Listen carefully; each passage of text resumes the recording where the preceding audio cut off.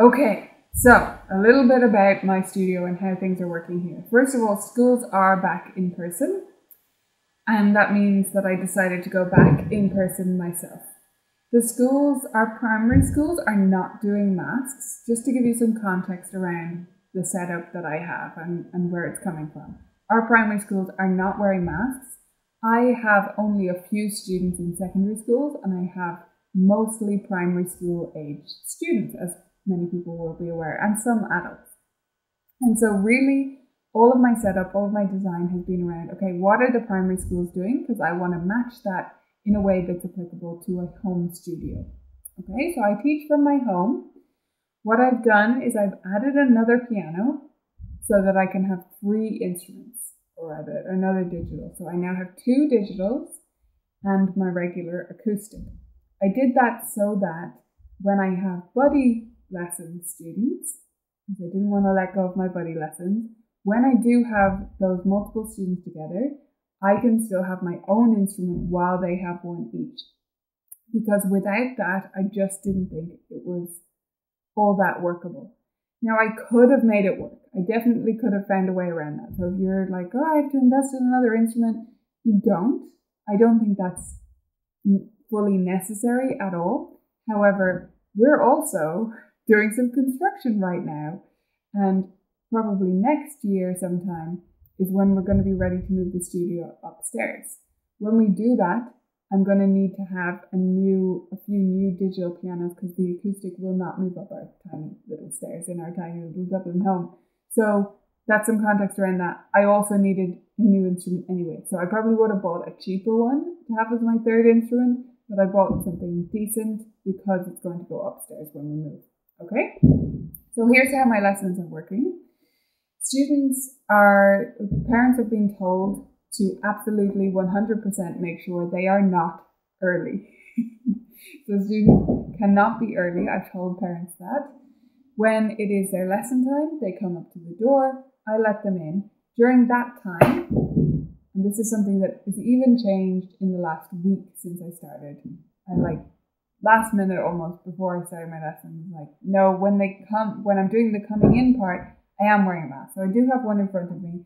That's because I wear that while they're coming in and while I'm doing all the cleaning, because there's so much moving around, I didn't think I could maintain a distance during that time. So I let them in. They immediately go and wash their hands. And in the bathroom, there's obviously soap and a footstool for my wee ones to get up to the sink. And then I decided to just use more microfiber cloths, because they're cheap to buy in a budget store around here, like a dollar store. So I used loads of them. I bought so many microfiber cloths, little ones, and I have a stack of them. And so students take the top one to dry their hands, and then they put it in a basket underneath. I'm not going to tour the bathroom unless anyone really, really wants to see it. It's just a basic bathroom. And that's my system for the drying hands, because I didn't want to use paper towels. I mean, seriously, no guilt meant from me if you are using paper towels. I get it. It's an easier solution. This is one of those things that I just hate throwing them away. It just hurts my brain. And so I decided, no, I'm going to wash my microfiber cloth. So that's what I've done in terms of the hand washing. While they're coming in and getting set up, I'm finalizing anything and cleaning anything I need to from the last lesson. But I do have a few minutes at the end of the lesson where I'm also doing that. So they go through their lesson. During the lesson, I'm staying distant from them. So I am always at least a meter away. And remember, I'm following the primary school guidelines. Primary schools are not even necessarily staying a meter distant all the time, but that is their goal. My goal is most of the time 2 meters, sometimes down to 1 meter. Okay? Again, all depends on where you live and what's happening where you are, but this is what's happening with me. So with that in mind, I have my table in a different part of the room than I used to. I have the piano beside me, the digital piano, the new one, and then I have their piano that they're sitting at. So when I move to the digital piano, I am closer to them, but I'm still a meter away. I have designated spots, which I'll show you, for them to put their stuff on, because they need to organize their own things and they need to have everything with them. I've also put together pencil pouches with everything they would need to use during lessons sometimes, so that we don't have to share anything. So the biggest thing for me that was challenging for sure was getting them to not share anything. That was definitely difficult, and it took some thinking through. So if that's hurting your head as well, I do get it, I understand it, and I'll talk you through what I've done to make that happen. Now then, in terms of the routine, so the first week back, I went through the rules with them, and then we followed a routine that we're going to be following every week. That is on the board behind me. I'll just talk you through it briefly now, and then I'll go over it again as I tour the studio. So we start with washing hands. Then they do improv with me, so I play, because that's something we've really missed, is improvising together. So we do improvisation. Then we do a warm-up, so that's a warm-up piece, a piece they already know really well, and we pick it out from their warm-up set list, and they play that. Then we work on challenges, and I use a second screen to show them cards, flashcards and things like that as needed. Then we do repertoire, so that's the big portion of the solo lesson time. And then if they have a piano buddy coming, that's when the buddy arrives. The buddy needs to go wash their hands, and the student who's already here switches to the digital piano so that I can clean that instrument. Okay? Then we have the buddy lesson time, and I can go into more details about that if it's interesting to you guys. And then at the end of that, 3 minutes early, I'm letting out, 3 minutes early, I'm letting out the first of the buddy students. The second buddy student has their solo lesson time. And then 3 minutes early, I'm letting them out so that no one has to cross paths, and so that I have those 3 minutes to clean the main piano. I do start cleaning the rest of the room while they're here, but then I clean the main piano in those 3 minutes in between students. I had it set up and planned that I would have them move and make some notes during those 2 minutes before that. However, I've ended up mostly not using that, so we can talk more about that if you're curious. But let's do this tour, shall we? I hope this is going to work now. So the way I've had to set this up is a little bit unusual, so hopefully it's going to work, and if it doesn't, hey-ho, we'll all learn something about dealing with technology woes, shall we? Okay. So here we go. Right, so I'm going to start where I am right now, actually. I'm going to start at the desk. So this is what I've been looking at as we see, that's you guys, and we'll have a tunnel of death right there. So that's the keyboard that has, the laptop that has been making all the terrible noises, and it's continuing to do so right now, but hopefully you guys can still hear me fine. Then beside that we have whiteboard markers and pens and pencils and stuff. This is all for me to demonstrate and to show people things. And a giant die because it's easy to see at a distance, so I brought that with me. Then I have my iPad in front of me in case I need that, and my little mask. When I'm teaching, I put my stack of my copies of students' books right here so that I have them to refer to, so I make sure I have every book that every student that day is going to need. And then in front of that, we have just a keyboard and a mouse. Okay, so we're zooming in a little bit. I've got my tea right there. Over here is the couch and stuff, because this is my living room and we don't use that. So the coffee table is just scooched in front of it just to discourage students from accidentally sitting at that. Then underneath my station here, so this little station, by the way, is made up of a very old desk that I've used for ages. That is basically a broken table that happened to be the perfect size to fit beside the piano.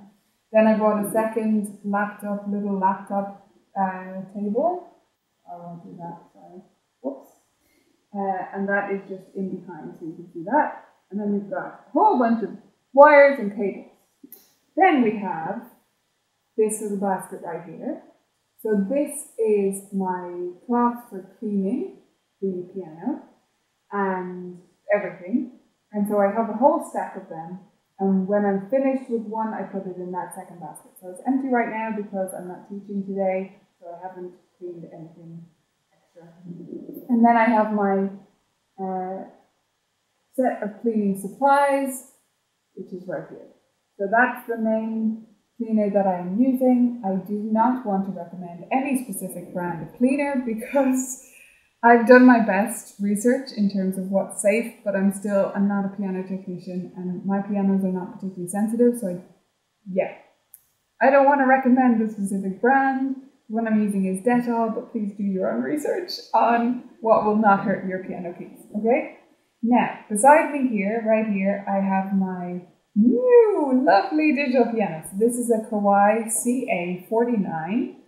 I chose that one because it's the cheapest one that has, I don't know if you guys are going to see, oh, you kind of can, real wooden keys. So it has the real keys. It's not a hybrid, but it has the real wooden keys that are the same as one of their upright pianos, but it goes into a sensor, obviously, on the inside, okay? So that's why I chose that, because I really liked the action. I didn't get a chance. If you're not aware of this, there's a serious deficit of digital pianos right now. So that was a tough part of setting all this up, was trying to research and get a digital piano while there's so much trouble getting your hands on one. So you can't try out loads of these things. But what I did was I managed to test out a CA99, which is a much fancier version. And the action was really what I loved about that. And I thought, yeah, the CA49 is going to be good enough. So that's what I've gone with. And I'm really happy with that choice. I have to say it's a big step up for me versus playing on the Yamaha P105 that I have and that I've been using for my online lessons in the office. Next, then I have my piano bench down here. You guys can ask me to double back on anything that you need. Yeah, okay, no questions so far. I'm about to move, so I'm just checking. It's white. Yeah, I like that it's white. I always kind of like the look of white pianos, and I was like, being a bit nervous about ever going with one. Like, I never buy white clothes because I'm terribly messy. But decided to go for it, and I do think it's beautiful.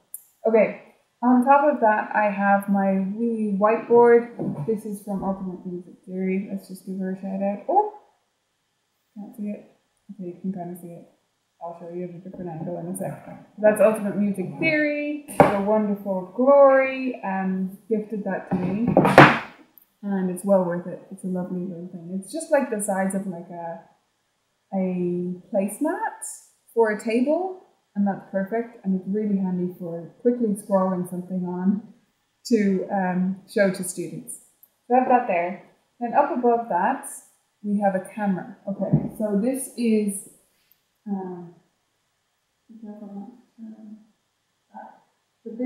a Logitech C whatever, the one that got sold out, but I've had it for ages, so I didn't buy it at the exorbitant prices.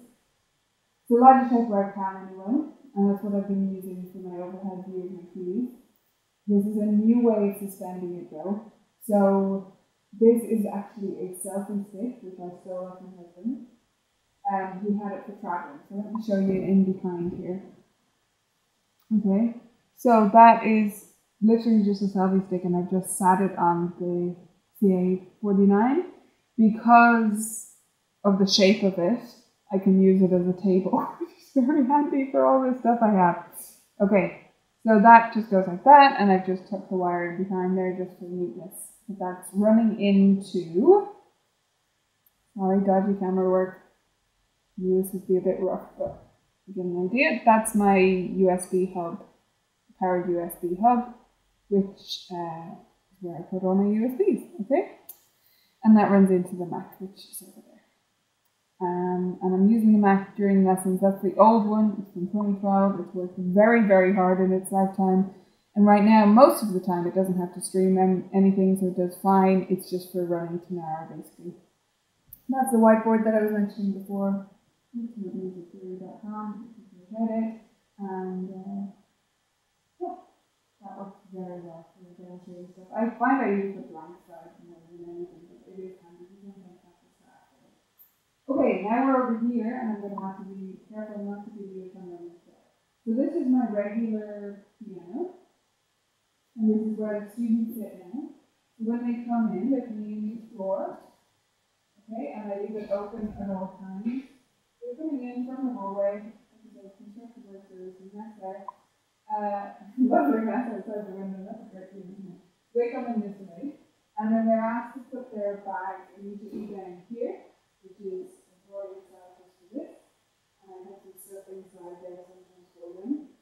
They put their stuff there, and then they go wash their hands, and then they sit down at the piano. Okay, that's the piano. There's nothing crazy there. And then this is the little camera. This is something I've always had there that records all my lessons. And then you can move to the side. That is the screen that I'm using. Okay. Can you guys let me know if you could hear while I was wandering around the room? That would be great. Oh yes, Faye, I was wondering that. Okay. So, I can't speak much louder than that, but I will talk you through what I was saying there just in case. So over there, when we were looking around, what we were looking at was the door where you come in, and then the little white table by the window there, that is where they put their stuff. And then they go wash their hands, and then when they come back, they sit at the piano. So all of the time they're doing that, I wear my mask, and then when they sit down and they're in position, they stay in that area, I stay in this area, and we do go maskless, because as I said, primary schools are not using masks at the moment. I should say face covering, shouldn't I? Then we have the screen up on the top there that I was also showing you, and that is so that I can show them flashcards. I'm really proud of that. I'm so glad I got that, because it's been fantastic. Really, really, just so handy already. So like, I've been showing them the inside of Tanara and stuff like that to show them where they can get their backing tracks, but also using it for flashcards, and that's been so handy. It's just wonderful. So that is literally just running a cable, and it is hooked in to my Mac there, the display port. Okay, so that's everything over there, apart from the little camera, and what I was saying about that was it's just for recording lessons. I am planning on using the screen for online games, like screen games as well, going forward, Carrie, but I'm not doing that yet, because mostly we're focused on playing together, improvisation and all of that, and then simple like oral games and stuff, but not so much games in these first few weeks back. This might be unusual, but that's not our main focus right now, because we have been able to keep that up, but we haven't been able to do duets for a long time, so that's our big focus right now. Okay, let me just show you the other side of the room, and then I'll come back to the less shaky, horrible camera. Sorry about that turn there, that was elegant. Okay, so over that side, we have the digital piano.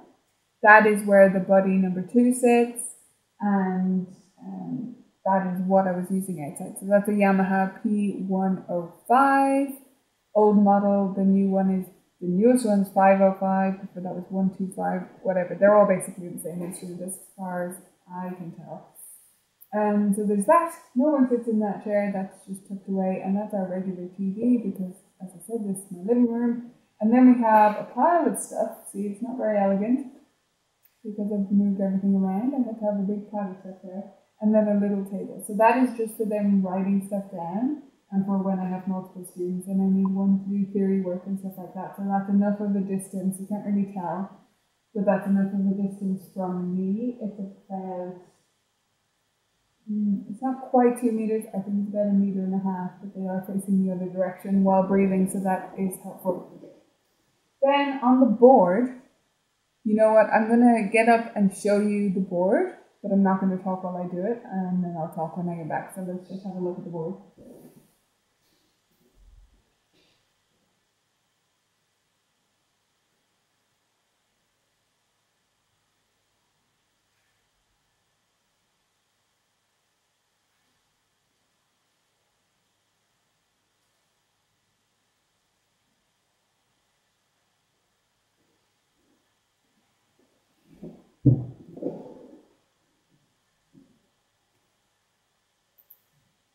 Okay, so that was the board. I think that's the last thing I had to show you around the room, but let me know if there's anything else you want to look at. To I'm aware that I'm making you watch such a shaky camera, so I wanted to come back to the main one that's not moving so much. So the board is, what I was showing you there was our routine. So I've laid that all out with just me drawing little pictures to represent each stage of our lesson. So where it changes color, that's where we're going from the one-on-one portion of the lesson to the buddy lesson time. So if it's a student who doesn't have buddy lessons, they're not doing that part. So they just stop at the purple part. Hopefully that gives you an idea. And then above that, I just couldn't help showing you, that was from a student. I asked them to surprise me with something when they got back, so they could choose anything musical at all. And I had some really fun surprises. One of them wrote a song, which is awesome. I had to ask her to sing it very softly, but I did get to hear that, and that was awesome. But that one was, she looked up 5 facts. One of my suggestions for the surprise was 5 facts about a composer, but she did too, and she made a poster out of it. And I thought that was awesome, so I put it up. And then there's the rules up the top. Those are just very loose. I've said no singing, but actually soft singing is okay. Like, they're gonna keep changing, but it's just to give a simple list that we can run through together. That's really the idea about, and that it's a discussion point more than anything. Question from Diana there about the pencil pouch. Good point, Diana. I'm going to grab one.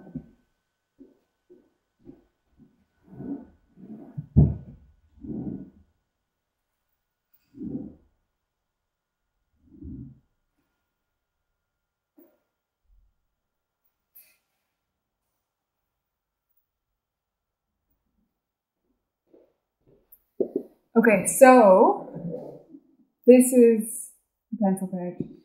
Some of my students got the bigger practice pouches, but for the ones that don't need all of that stuff, like the playful practice cards and all of that, which, by the way, the practice kits, that full pouch, that is detailed on the blog. So if you look up practice kit, Colourful Keys, you'll find that. But this is the more basic version, so that's what I'll show to you guys. So inside we have stickers at the back. I split my stickers up in different sheets so that they can keep them on them and we can use them, and then they can get a new sheet, right? So we're not sharing all the stickers all the time. Then we have 3 dice so that they can use those for practice games. We have a rubber, I should say eraser, shouldn't I? We have little post-its, which are great for writing notes about practice, but also for covering up bars or measures, for doing different practice techniques as well. Then we have 3 different colored pencils. I just took out all of the pencils and crayons I had and sharpened everything and gave people 3 random colors so that I might as well get rid of the pencils, was my idea, and it doesn't matter what 3 colors they have, I don't care, I just want them to have 3. Then I also have a regular pencil, and I have a whole pile of them I didn't show you guys on the windowsill. I can show you if you're interested, but they're just a little sharp and flat cup with pencils in them, and that means if they break their pencil in the middle of the lesson, there's loads of spares there, and I can just tell them to take one and put it in their pouch, right? Take it home. So that's what's in there. Oh yeah, and the little tags, you know, like post-it flags, because we use them for marking pieces. So like which ones we're working on or whatever. Hopefully that helps Diana. Yeah, that's an interesting point. I feel like I need to make do not sit signs for myself, as siblings, students and parents can only sit on chairs that are washable. So much to think of. Yeah, there is so much to think of. Look, we're not going to get it perfect. You might look at what I've just shown you and say, why did you do that way? Or, oh my gosh, that's so dangerous. Why are you doing it that way, right? And that's kind of my point here, more than anything, is we're not going to get it right. We can only do something that is considered and thoughtful and the best, given the information we have available. And that's what I've tried to do here. And hopefully looking through it was useful. Please let me know if it was. Please hit the like button on this video if you thought this was helpful to see my studio and see what it looks like and all of that. Yeah, and let me know any follow-up questions in the chat there. But yeah, I just wanted to show you guys where we were at. any other questions there? Yes, Sam, your TV. So looking at your screen, I'm wondering if I can use my TV the same way since it's in the center of the room. I usually push it back out of the way. Yeah, okay, so I almost thought about using my TV, the regular one, which is over there, and is usually actually under the stairs right there, the red part of the room. So I thought about doing that, but the turning around aspect in my setup was awkward. Also, the cables running across the floor was awkward. So what I did instead was I looked up.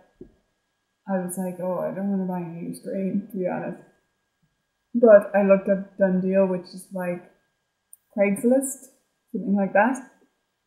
So just like a second-hand seller, person-to-person kind of trading site.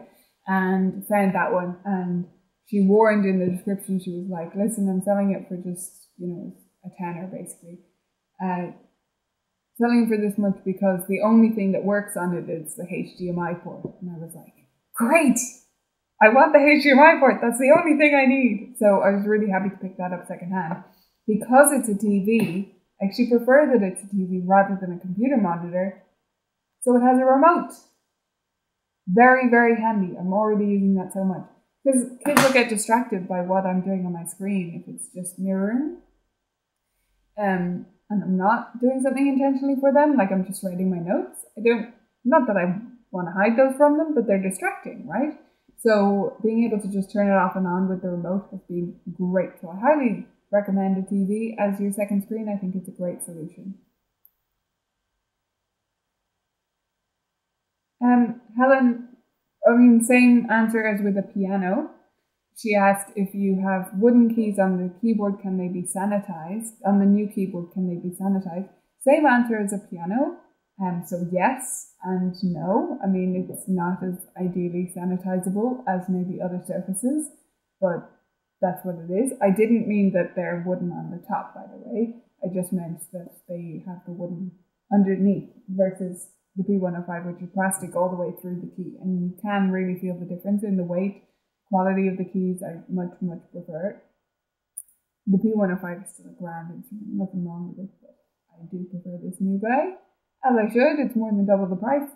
But yeah, in terms of sanitization, it would be the same as the piano. The other thing I want to say about that, though, is this is the least important instrument for me to sanitize because I play it.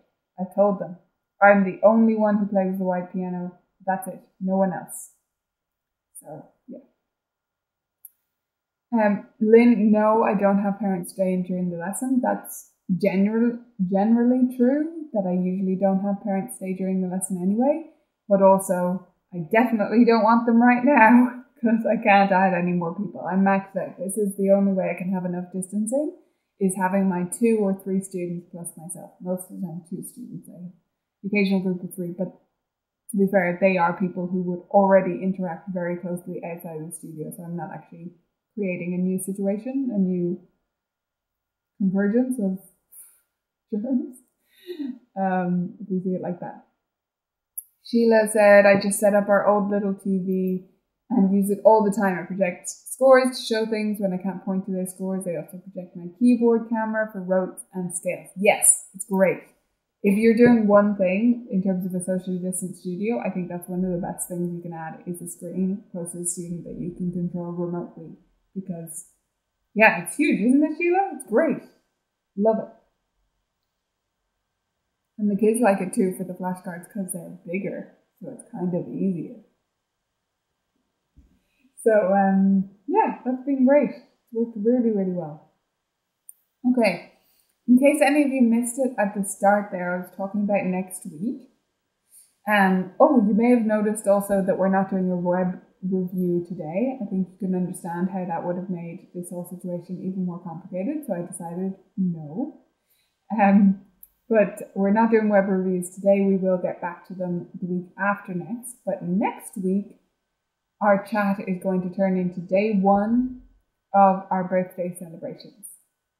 So it's called, by the way, Success Story Spectacular. So any of you who are in the Facebook group Vibrant Music Studio teachers will be familiar with Success Story Saturdays. People love doing it. I get great feedback on it, and that they look forward to sharing their successes, and it makes them think more positively about their week. You know, they pick out that thing that's a success and they get to share it on Saturday, and they know that's coming up, and it's awesome. And I thought we could all use a week-long Success Story Saturday, but obviously it wouldn't all be on Saturday. In fact, none of it is, and therefore I wanted to change the name. And yeah, we're going with Success Story Spectacular. So it's inspired by our Success Stories Saturdays, but it's a week long and it includes tons of other fun stuff. So we're going to have clips about success stories and ideas from teachers from all over the world. And then we're going to have prizes every day, and we're going to have fun stuff, lots of fun things, so many fun things. I'm not going to give it all away, but it starts this time next week, so 4 p.m. Dublin time next week. It's going to be back in my office, so the audio will be better and the video and everything. And then from there it goes on to, it's on at 2 p.m. every day from there. So if you're on the email list already, you'll get the notification, and hopefully you can come along to some of them live, because I would love to see you all there. And hang out with you and celebrate Vibrant Music Teaching's birthday. It's going to be an extra special one. I can't believe it's the 3rd birthday. I mean, I cannot believe it. It's incredible that it's already almost been that long, and it's been fantastic, and it's not coming to a conclusion anytime soon, and I just love to celebrate this time of year for that reason. So that's next week, this time, and then 2 hours earlier the other days, Monday to Friday. So 5 days of prizes and fun and success and just celebrating teaching awesomeness, getting some great ideas, yes, but mostly just going, gosh, aren't we all great? Because we are. Okay, so I'm really looking forward to sharing that with you guys, and I hope you can join me for it. Sign up to the email list if you're not already on it, so that you can get the updates when we go live, and I will see you back here for that. Have a fantastic week. Bye for now, guys.